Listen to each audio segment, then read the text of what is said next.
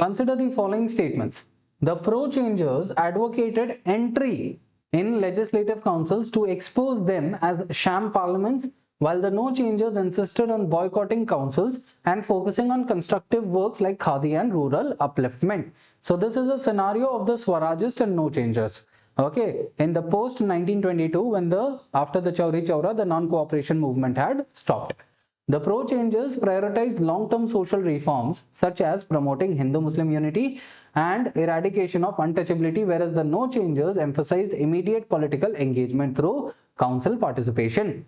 The pro-changers achieved initial success in passing motions and disrupting councils, but declined after 1925, while the no-changers sustained their constructive program, laying the groundwork for future civil disobedience.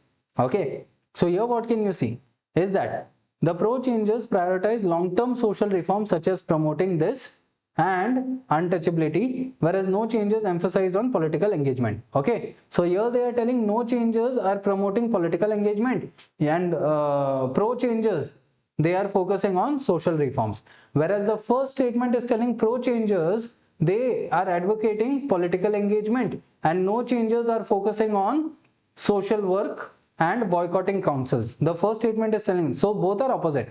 And third statement is also telling pro-changers are achieving some things in the councils. That means pro-changers participated in councils and no-changers did the social reform.